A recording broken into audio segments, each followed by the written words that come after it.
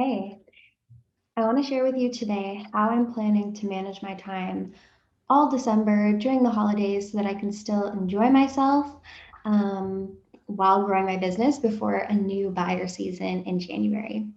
So, this is something that I'm pretty um, excited about doing. I always get excited when I'm planning to take time off, and I kind of have this pre-holiday checklist that I always go through whenever I'm going traveling or taking any type of holiday. Um, and I think fellow procrastinators or, ex-procrastinators can probably relate to this feeling of like having the pressure of leaving or going on holiday. And that pressure definitely makes me more productive and more focused because I know that I have like a deadline. So, not to say that that's the most like productive characteristic, but it's part of my personality type and I like to work with it. So, maybe you're feeling the same. You're like, I want to take time off in December. I want to be offline maybe a little bit in December. I don't want to be on social, but I'm planning to launch in January or, I just want to like start the new year strong. So I don't want my audience to like forget about me in the meantime. And I also don't want my business to kind of just stop running while I'm gone, right? So here's a couple of the things that we do specifically around marketing and keeping our audience warm before a new buyer season in January. So first thing that we do is we batch like crazy. So um, content batching is basically just getting ahead on a bunch of your videos that you're going to put out, socials that you're planning to release, emails that you want to send, literally everything. So images, videos, Instagram stories, like everything that you want to put out. We start the batching process by mapping out everything that we want to share for the rest of the year.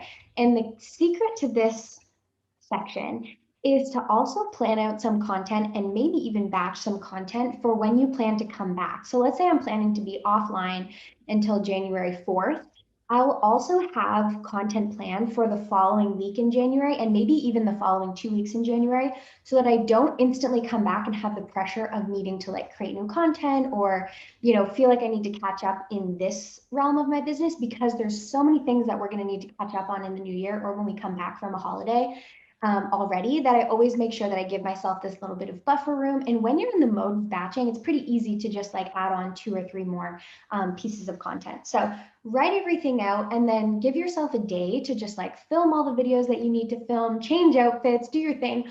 Or over the course of like a week, on Monday you film a couple of videos, on Tuesday you film your stories, on Wednesdays you write all the emails, on Thursday you write the Instagram stories that go with it, and maybe on Friday you schedule it all out. So that's the first part of the process that's really important is content planning and batching. Then number two, which I kind of just gave away, is to schedule everything. This is what I see entrepreneurs like really not want to do for some reason, and I don't know. I haven't gotten to the bottom of like what the reason is that people have resistance to scheduling stuff, but it makes your life so easy. So like get a scheduler and you can still like post stuff organically and you should even if you have things scheduled out, but just do it. You get it off your plate. You know your emails are going out. You know your socials are going out. You know your stories are scheduled. You can do all of your Instagram posts and stories for free in later.com. You can schedule them. And for emails, you can schedule your emails with ConvertKit or Flowdesk or even MailChimp. But get them scheduled. Like no excuses here, just schedule those babies. And you can even schedule your IGTVs to come out when you want them to come out. Um, yeah, or if you're planning to put your videos out on YouTube, you can schedule that. If you're planning blogs, you can schedule that. So no excuses here, basically, is my point. Schedule them. Just get it out in the calendar. That way, if you plan to like show up and do some extra Instagram stories or you want to post something, that's like cute with you and your family or something, you can still do that, but you know for a fact the stuff that's really high value to your audience and the stuff that maybe is getting people in the right mindset about your offers before the new year is for sure scheduled and it's thought out and it's high value. Okay, schedule. Don't skip this step. I know you want to for some reason, but just don't. Okay.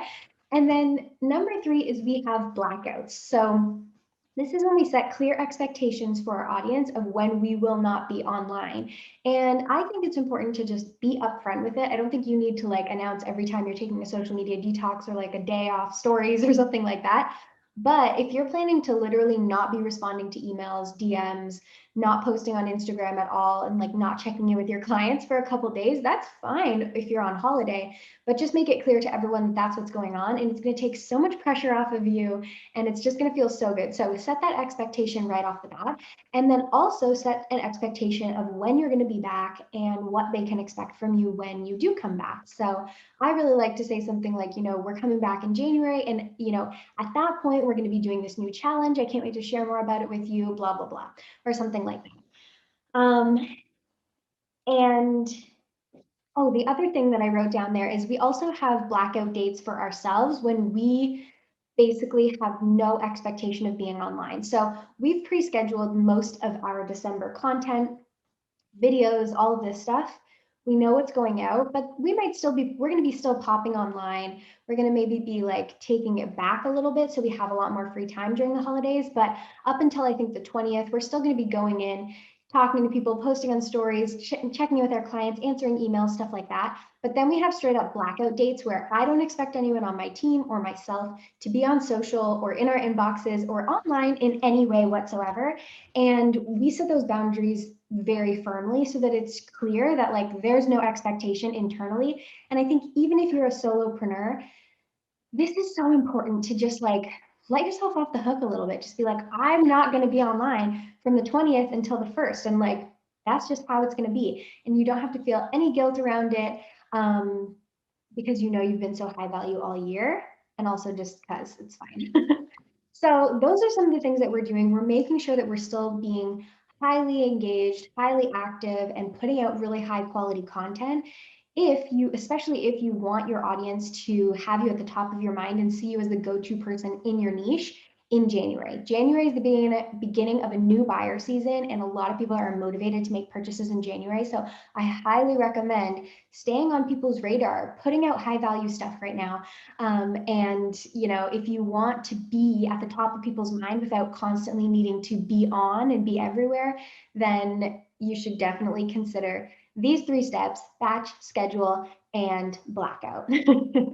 All right, let me know what you're planning to do for the holidays, when you're taking time off, and if you're going to implement some of these tips so that you can like sit back, relax, enjoy some time with your friends and family, and still be growing your business and scale before the new year.